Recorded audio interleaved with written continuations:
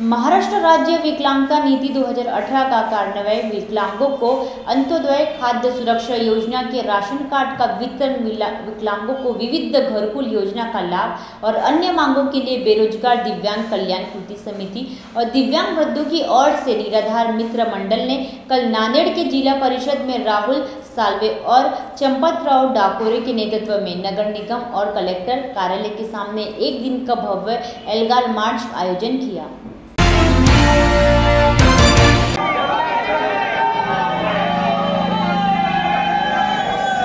आज बेरोजगार दिव्यांग कल्याणकर्ती संघर्ष समिती महाराष्ट्र राज्य, बेरोजगार दिव्यांग कल्याणकर्ती संघर्ष समिती नांदेड महाराष्ट्र राज्य आणि दिव्यांग आघाडी मुखेड तसेच मूकबधीर कर्णबधिर दिव्यांग संघटना, अंध संघटना या सर्व दिव्यांग संघटनांच्या वतीने आज 9 ऑगस्ट क्रांती दिनी डॉक्टर बाबासाहेब आंबेडकर यांच्या पुतळ्याला अभिवादन करून तसेच आज देशासाठी शहीद झालेल्या सगळ्या शूरवीरांना नमन करून आज एल्गार मोर्चा आणि तीव्र स्वरूपाचे आंदोलन आयोजित केले होते।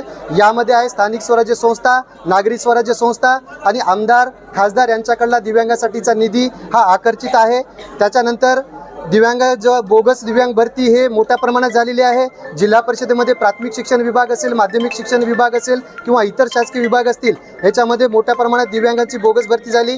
या बोगस दिव्यांगावर कायदेशीर कारवाई करण्यात यावी, दिव्यांगांचा निधी खर्च करण्यात यावा, दिव्यांगांना विनाअट घरकुल देण्यात यावं, दिव्यांगांना स्वयंरोजगारासाठी गाळे देण्यात यावे, 200 स्क्वेअर फीट जागा देण्यात यावी, यावं इतर विविध मागण्यासह संजय गांधी निराधार मानधनातला जो प्रश्न आहे, आज आंध्र प्रदेशच्या धर्तीवर दिव्यांगांना प्रतिमाह 6000 रुपये करण्यात यावे, यासाठी आम्ही आज एल्गार मोर्चा काढला। आणि हे आमच्या मागण्या मांडणारा कोणी विधानसभेमध्ये दिव्यांग प्रतिनिधी नसल्यामुळे आम्ही येत्या 10 ते 12 दिवसामध्ये राज्यस्तरावरचं एक अधिवेशन नांदेड जिल्ह्यामध्ये घेणार आहोत। यामध्ये जेवढ्या काही महाराष्ट्रातल्या दिव्यांगांच्या संघटना आहेत, राजकीय पक्षाच्या सोडून या दिव्यांग संघटनासोबत चर्चा करून आम्ही एक अधिवेशन घेणार आहे आणि या अधिवेशनामध्ये आम्ही येत्या विधानसभेसाठी आम्ही पुढची भूमिका राखणार आहोत। आणि आपल्या माध्यमातून येणाऱ्या 288 विधानसभा निवडणुकीसाठी सर्व राजकीय पक्षांना विनंती करतो की 5% दिव्यांगासाठी राखीव मतदारसंघ ठेवा, अन्यथा आम्ही नांदेडमध्ये तर 9ला 9 विधानसभा आम्ही समस्त सकल दिव्यांग संघटना एकत्रित येऊन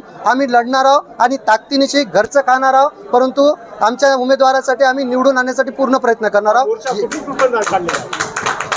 आज हा मोर्चा डॉक्टर बाबासाहेब आंबेडकर पुतळ्यापासून ते आता जिल्हा परिषदेतून महानगरपालिकेकडून आम्ही थेट जिल्हाधिकारी कार्यालयात जाणार आहोत। जिल्हाधिकारी कार्यालयामध्ये दिव्यांगासाठीचा अंत्योदय अन्न सुरक्षा योजनेची शिधापत्रिका असतील, नियोजन विभागाकडला ढिसाळ कारभार असेल, आमदार खासदार निधी खर्च होत नाही, विकासाच्या नावावर याच आमदार खासदारांनी कोट्यावधी रुपयाचा सत्यानाश केला, परंतु दिव्यांगासाठीचा जो दरवर्षीचा 30 लाख रुपये होता, हा 30 लाख रुपये खर्च केला नाही।